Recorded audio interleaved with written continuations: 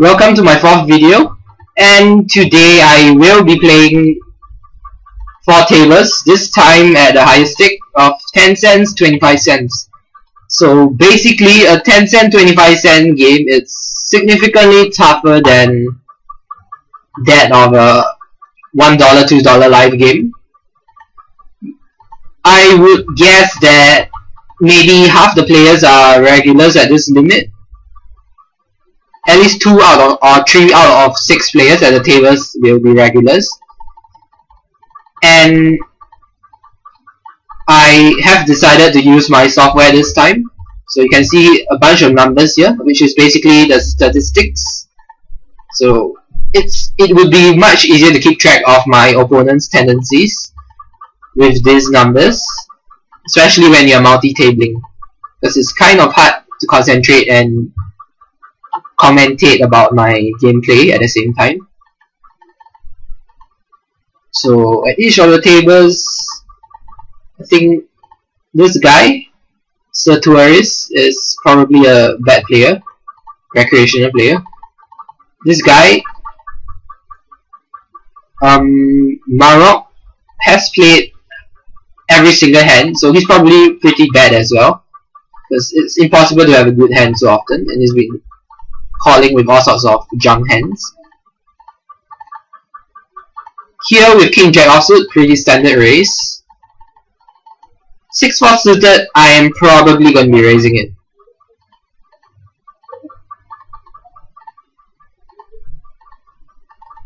So here the board is kind of coordinated. I'm definitely going to be betting this for value.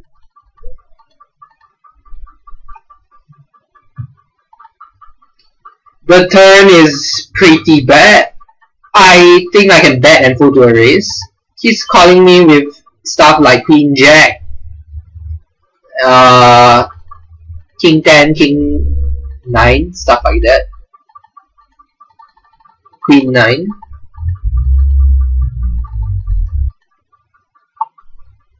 He has been playing pretty loose. I think he can have any 10, any 9. If he did have 2 pair, I think he would take more time to consider raising. So I can safely say I have the best hand here at least 70% of the time. So I'm going to be betting small on the river. I don't think it's that strong, so I want to be betting half pot to make him call again. And he does call with a worse hand, so I do win a pretty hefty sum of money. He showed out Queen 10, which is pretty poor play on his part. He should not be calling the river unless he was sure I was bluffing. Here, this guy makes a weak bet into me. I could call and try to showdown, or I could raise it. I think I'll just call. He is a short stack, so there isn't really any room for raising to bluff. As much as I want to call this min raise, he is pretty short, and I think it's kind of tilted, so I'll just fold and not get in his way. Here, the 8 kind of connects with his range. I think he's betting in this manner with a 4 on 8 pretty often. I think I'll just fold. I will be watching out for how he plays in the future.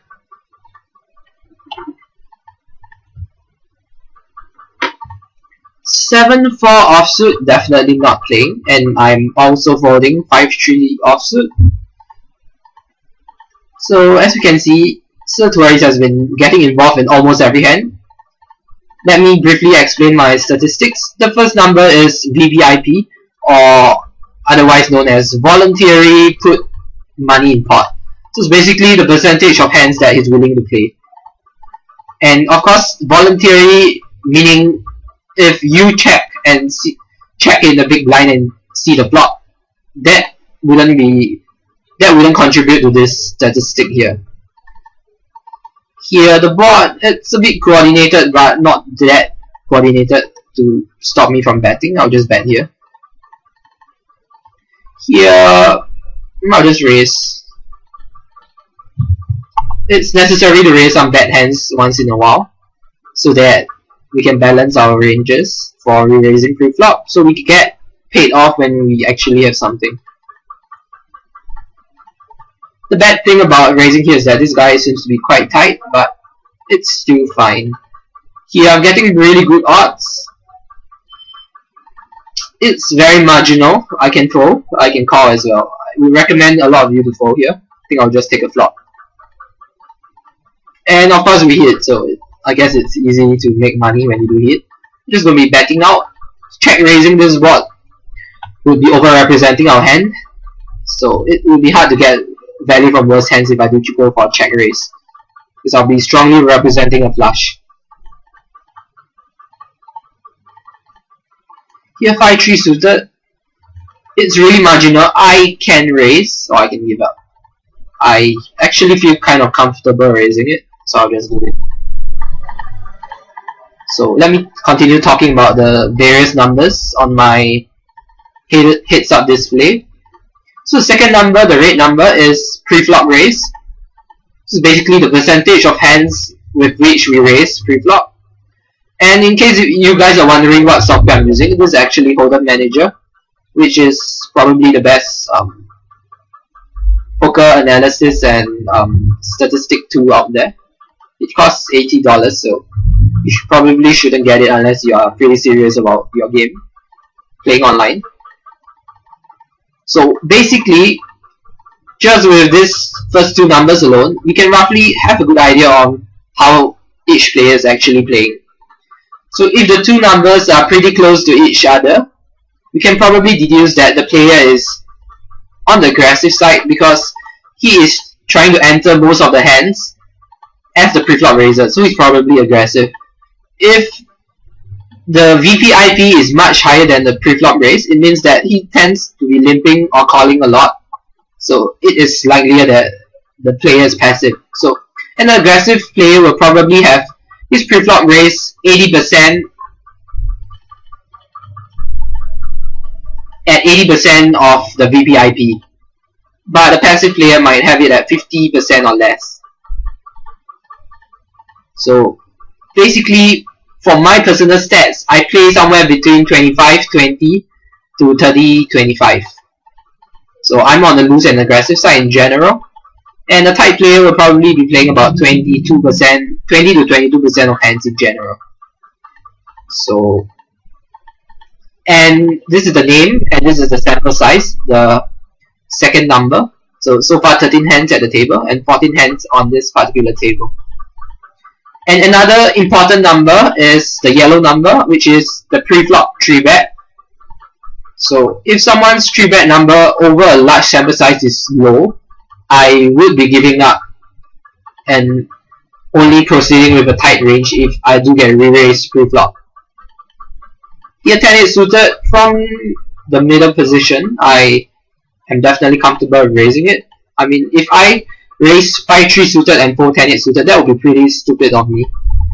It doesn't make sense, so I think I'll just raise this anyway. And you can see at this table, I think this guy is a regular. He's Supernova, which means he plays a good amount. The guy with the Obama face. And he's from China, so China is filled with grinders, I guess.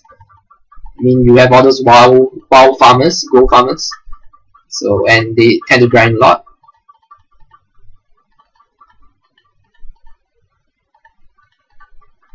So he's holding a bunch of hands. And with Hold'em Manager open, it would be much easier to take a look at the hand history, and I can start recording notes on the players.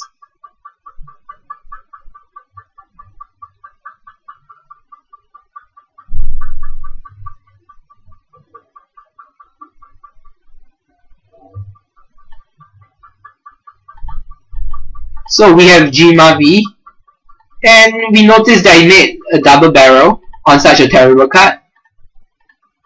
So as you can see, people are never folding second pair on a double paired board, and I think many players are going to be calling an ace high as well. So it was a pretty bad bet on the turn by Jima V.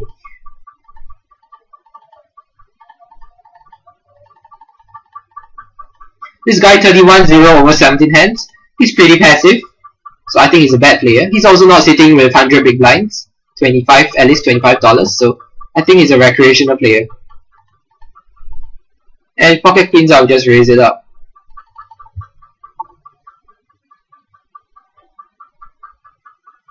Six-5 suited, I am going to be playing it most of the time.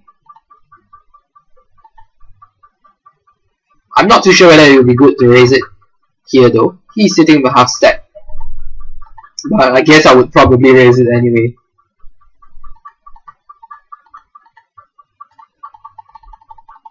And they don't really seem to be getting out of line. Here, this board is the Jack and the 9 are a little bit coordinated.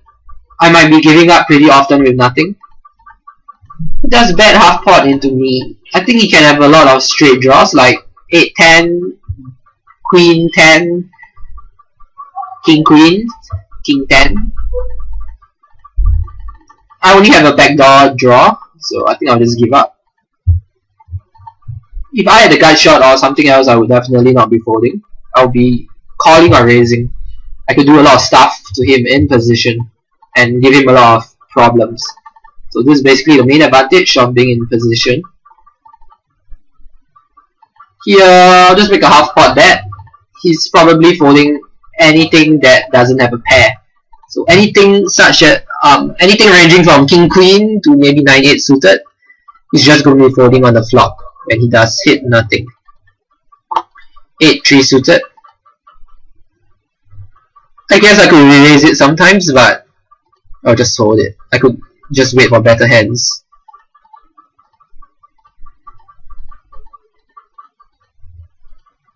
So another big pot has taken place here, so let's take a look.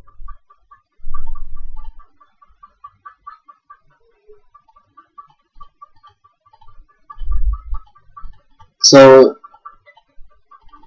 Nikyu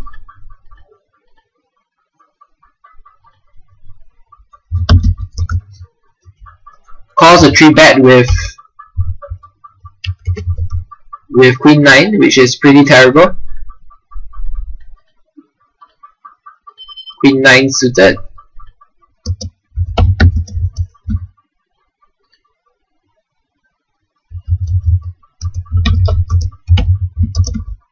So basically from this, I know that he's capable of turning hands into bluff. Weak made hands into bluffs. Represent flush. So next time when he makes such raises to me on such scary boards, I'm not going to be giving him credit.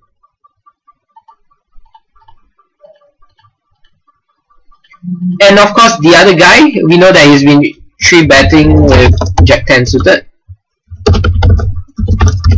So I think that he is on the aggressive side as well.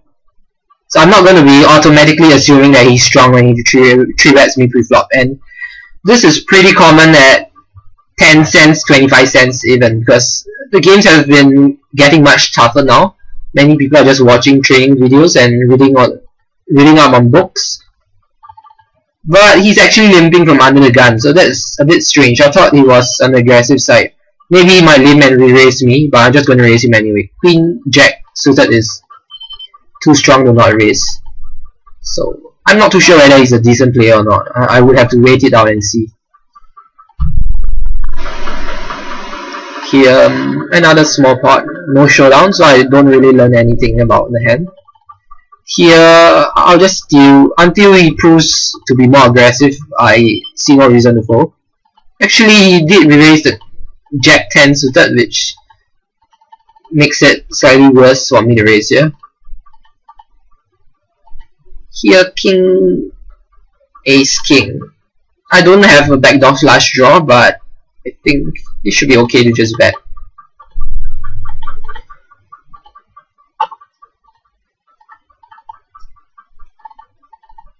This is kind of suspicious. I think he's bluffing pretty often, so I'll make a 4-bet bluff.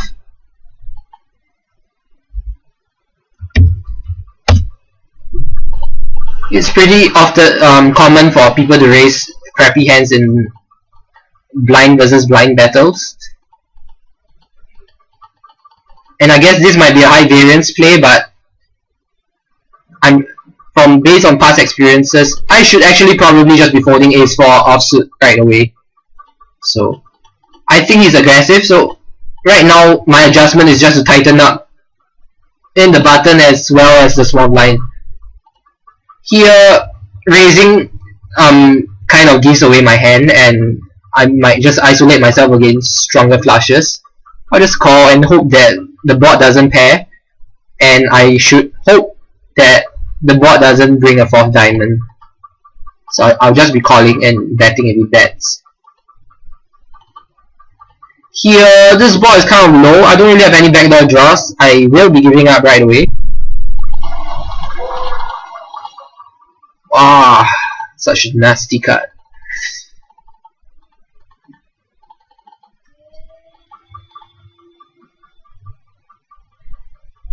I'm hoping he checks and then I'll just make a small bet and hope he makes a crank call.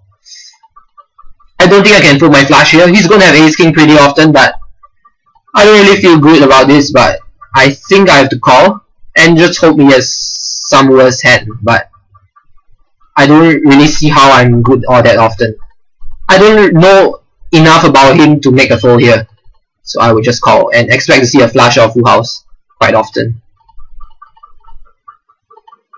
Okay, that's really surprising.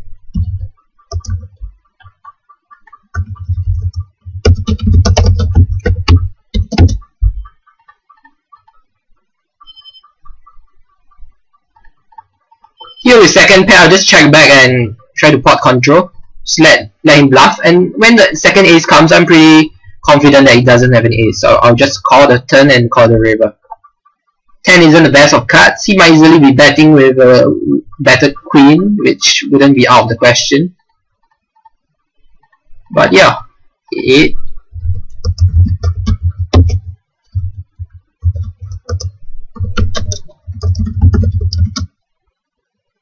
So yeah, he's also not a very good player.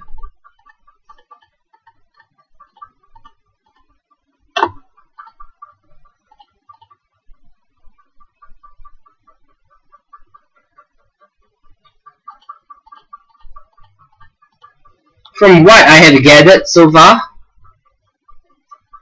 Niku from the Netherlands, we did see him defend the 3-bet with Queen 9 suited, so I think it would not be a good idea to raise him with a hand like 5-6 suited, because I'm just going to get dominated so often by higher straights and higher flushes. I'm not really going to get him to fold much. Here, after a raise and a re-raise, pocket tens is not really doing well, especially when this guy fresh style is raising an under the gun raiser, so a pretty easy fold here. Ace 6 offsuit. Yeah, I'm definitely folding this. Unless the blinds have very bad players, or if they are very tight. Then Persik seems to be a pretty tight player. I'll just give him the pink color. Here, fresh style. He's raising from the cut off. He has a pretty wide range. I'll just raise this as a bluff. The bad thing is that my image has been pretty aggressive at the table, but I do think that I will be able to run them over with my aggression. And of course I should be tightening up a bit with Grip 777 behind me, but still I am pretty confident about my abilities to outplay them. Queen Jack offsuit, it's a 4, especially with this guy on my left.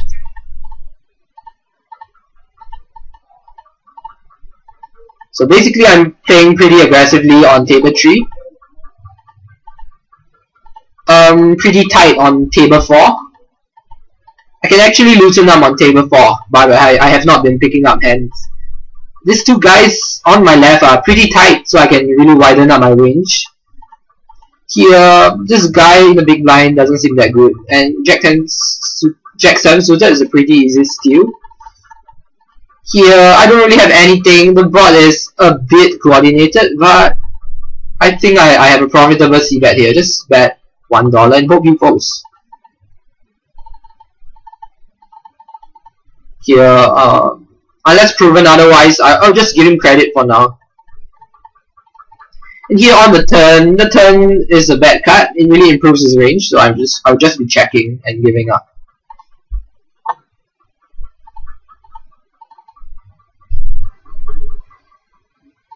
If I think that the blinds are aggressive, I can start raising a smaller amount, maybe 60 cents.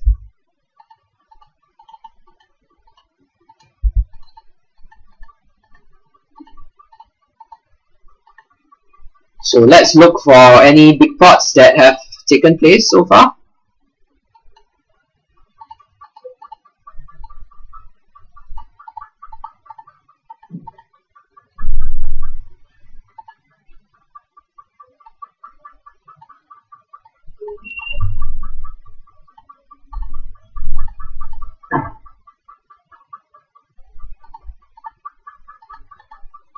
So once again we see Nikhil, he calls a small bet and then he feels that he isn't good on the turn, so he starts raising. So it's a pretty illogical play on his part. And he should be raising the river as well if he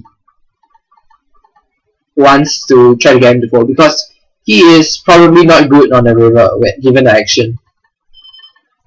Here with middle pair, the 6 is kind of low, so I'd rather just turn my hand to a semi-bluff. I probably could bet 75 to 80 cents. No need to bet so big. Now on, I'm going to be checking down. Hope he has a hand like ace high, ace jack, ace 10. All these hands will probably check again. The king is a good card for me. He might have a 5, which is bad. I am beating hands like 9-8, 9-7, 7-8. He bets pretty big, so I think it's a pretty clear fold. He has a king really often. And I would need to win here more than 30% of the time to make my call good. And I don't think that's the case. So I'm folding. If the flop had a flush draw as well, then he would have a wider bluffing range. So I would then be more inclined to call. But given the action, I'm just not going to mess around with them. Here they are both tied. I'm not going to be raising this. Note that when you are re-raising pre-flop with weak hands, you need to have a good idea about their tendencies. Okay, so on table 4, my image is pretty clean. I've been playing 10% of hands over 30 hands. This guy's been pretty loose. He's been raising 4 out of 4 times from the cutoff button. So I think this is a pretty good spot to just start bluffing him. I expect him to give me a lot of credit given the history. And he does fold, which is pretty good. My hand is also decent set, Queen 7 suited. It does have a bit of top pair and flush potential. So you see, he has been raising again. So I think he's a lag, he's loose and aggressive.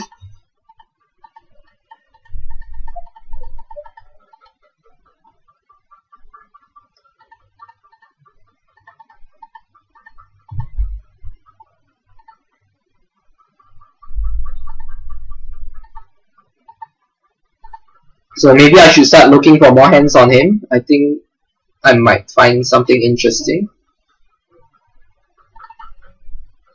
And as I've mentioned just now, this guy will just randomly turn weak made hands into bluffs.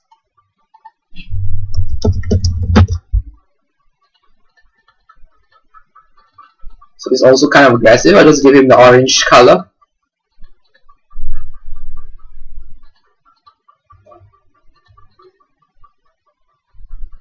You can see the raise first step, 33, 50, 100, 100%. He's raising such a wide range of hands. King Queen is definitely ahead of his raising range, so I'm definitely never folding this.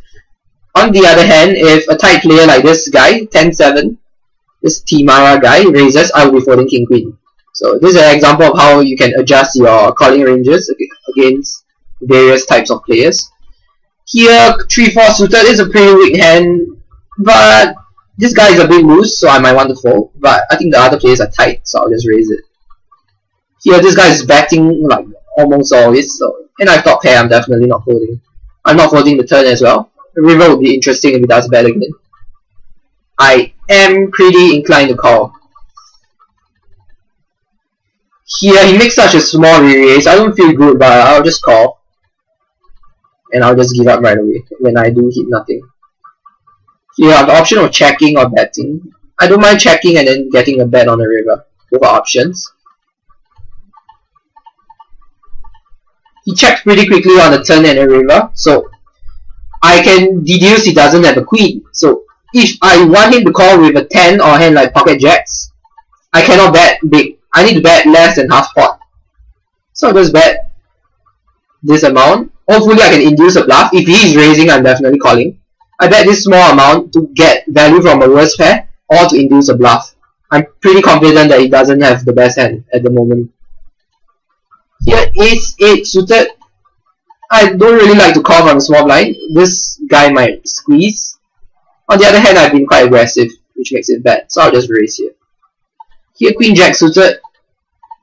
I want to squeeze, but this guy is pretty tight. I think I'll just squeeze anyway. There's a lot of money.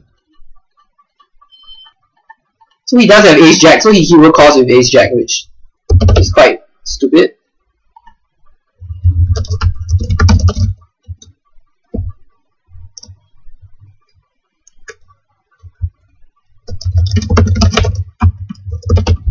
So if I had made a half pot bet or larger, he would never be calling me. So I think I definitely catered my bet sizing to the range of hands he had, and the range of hands I wanted to get value from. So I did make the optimal play in that case. Here is a dry board. I do have a gut shot. I'm definitely betting here. No reason to just check. And my squeeze does work, so I take down a hefty pot. So it's pretty good. Here, he calls me. By betting the turn, I might be able to fold out hands like King Queen, King 10, Queen 10. Suited, but he has so many aces and he's not holding a jack, so I'm just giving up on this turn card. I'm not really achieving much by betting. I'm also actually ahead of King 10 and Queen 10, which might check again. But I think he has a jack given his sizing. But I can't really continue. Ace 6 suited from under the gun. I am not folding in majority of games, unless the game is insanely aggressive. But even at higher limits, I never see myself folding that hand.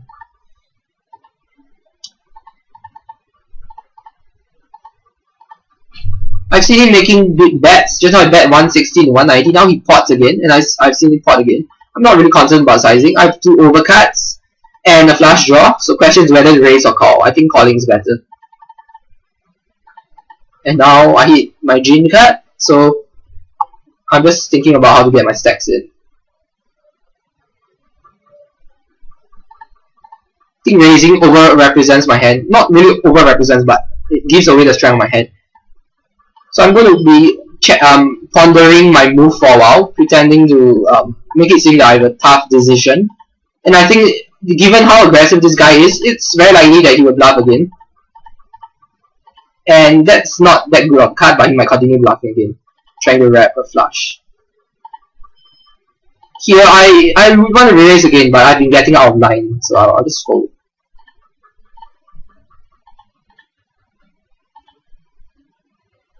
So I'm trying to get value from a club, and I think any club is not folding, so I'll just be betting. And if he goes all in, I'm not folding. I don't think he has a full house that often. Here I check with my weak ace just to underrepresent my hand, so I can bet the turn and river for value.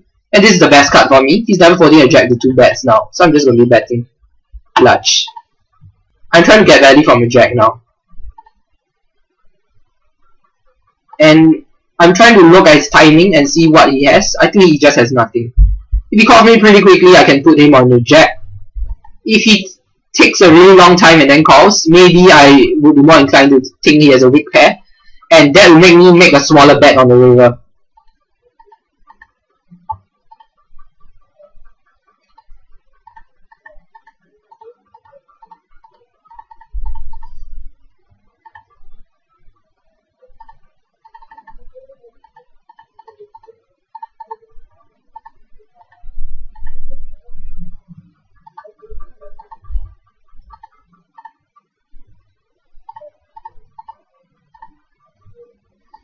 Here I call it pocket 8s, and this board is really terrible for me. I do bid pairs that are between 2 to 7. And there's really no need for me to turn mine into a bluff. He's never folding a hand like King Jack or any ace or Queen 10 for 1 bet. And I do not wish to fire multiple bets with nothing.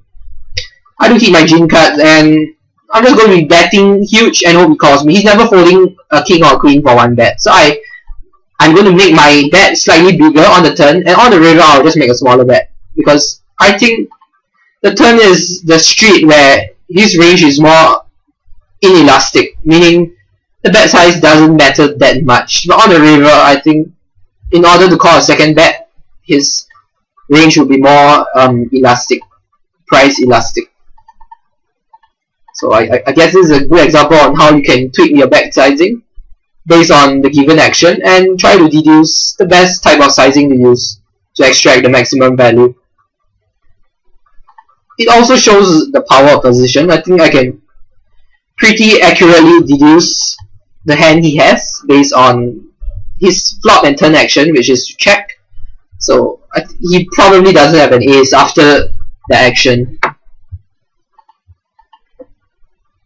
But at the same time, the reason why I was willing to bet so big is because I think that many of his kings and queens are broadways, like king 10, king jack, so he is not going to fold his pair plus draw, so I think I can bet bigger and get away with it. Here, I'll just raise again. I could call and outplay him also, but I mean, I just rather raise two gaffers. They are not that good.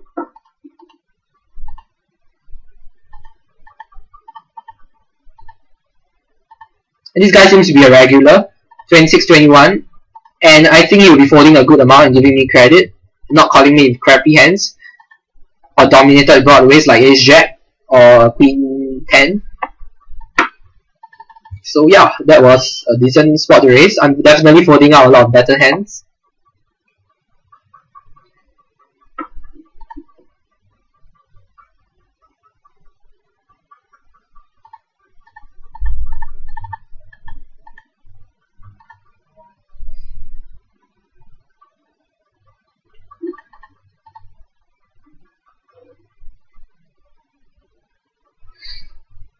So I should be wrapping up the video pretty soon.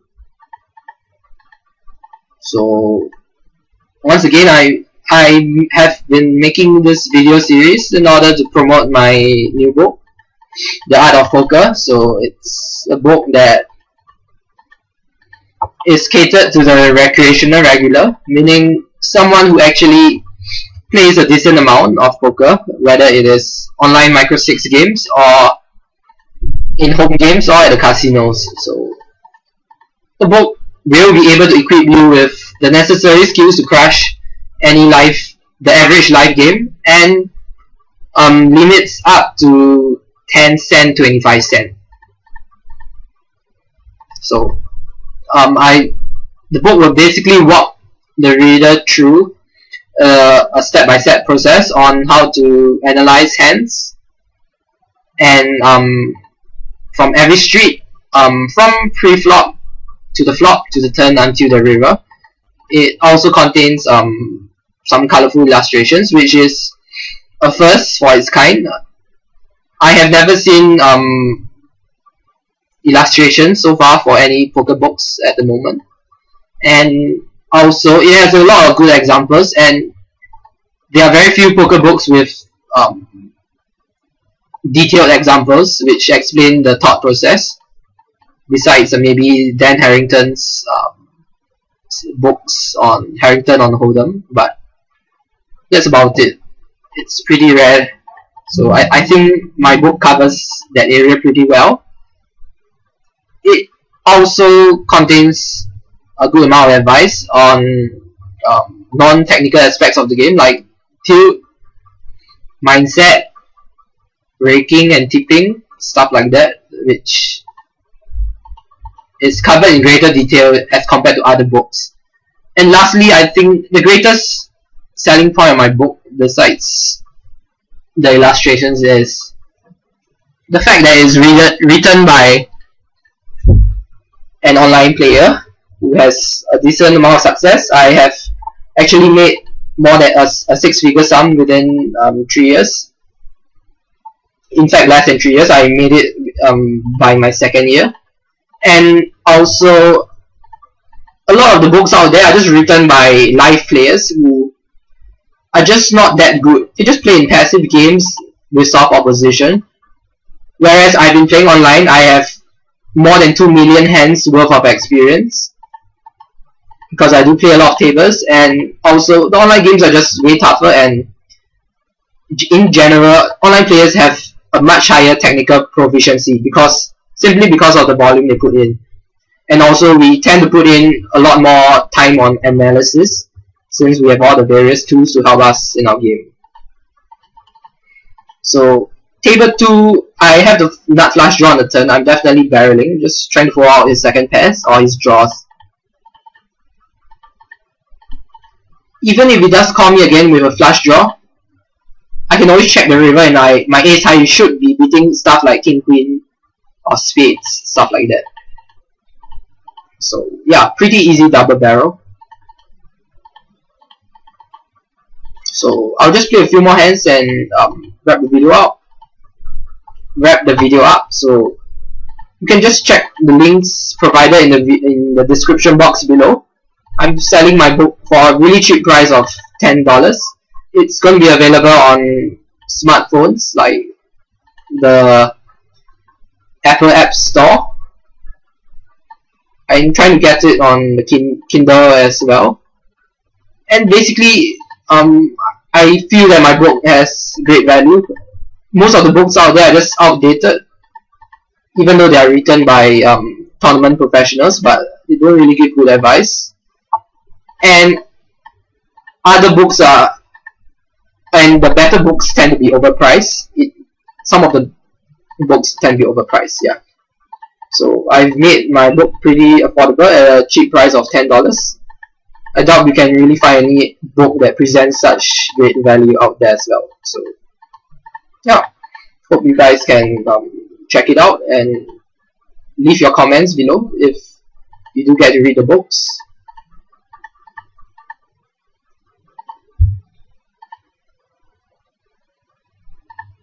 So I'll just start sitting out the tables and should be done pretty soon. This guy 13-7, pretty tight player over 15 hands. I will not get out of line, I'll just fold. And you can more or less see that I really have a pretty aggressive style. And I'm not just recklessly aggressive, I am adjusting my ranges based on the various players at the table. So for example, on table 4, I should really be playing much looser. These two guys on my left are really not giving me any problem. And at this table, these two guys tend to be, I think they're on the loose side, so I should be tightening up. And I'm actually folding a lot now. So I think I'll just do one more hand if I get to see the flop, and can just end the video.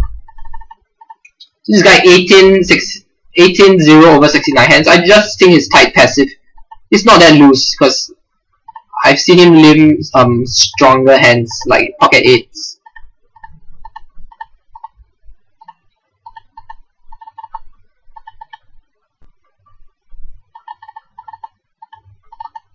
Here this guy has 40 big blinds.